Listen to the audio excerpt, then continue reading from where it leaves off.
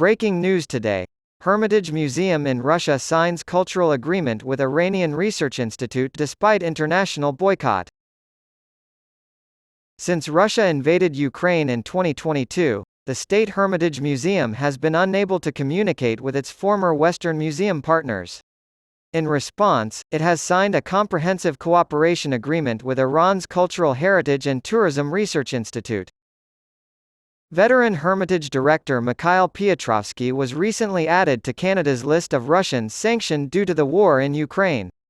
Piotrovsky is a vocal supporter of the war and has had close ties to Vladimir Putin since the 1990s.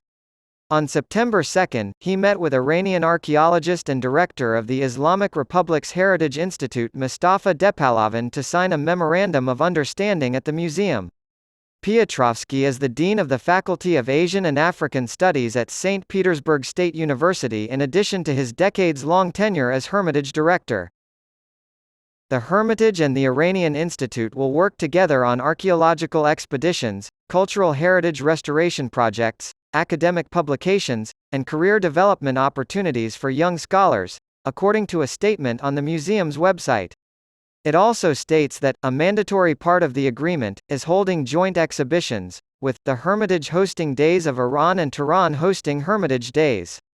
Piotrovsky reportedly met with Jabril Nukhandeh, the director of Iran's National Museum, for additional discussions, as reported by Iranian and Russian media. Pariah solidarity is how Western political commentators describe Russia's diplomatic alliances with countries like Iran, North Korea, and Myanmar. The agenda for the highly anticipated summit between Vladimir Putin and Kim Jong-un on September 13 includes economic, humanitarian, and cultural issues. In May, the Victory Museum in Moscow commemorated the end of the Korean War by hosting a conference.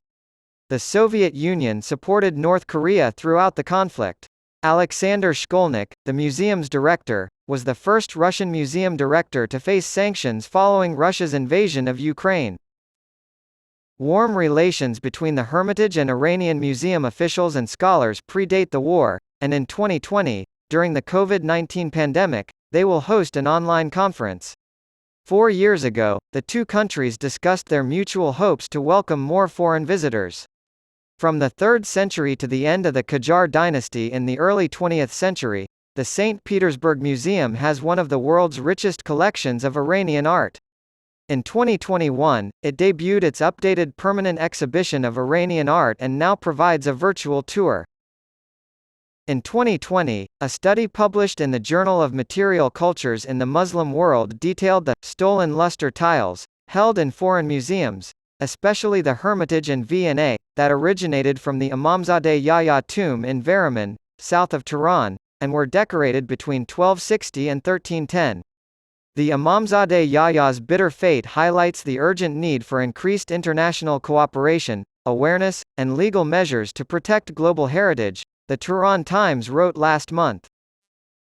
With the intention of promoting interfaith and intercultural dialogue and understanding, consolidating efforts to protect traditional spiritual and moral values, Putin's official foreign policy strategy for Russia this year places a high priority on the full-scale and trustful cooperation with the Islamic Republic of Iran.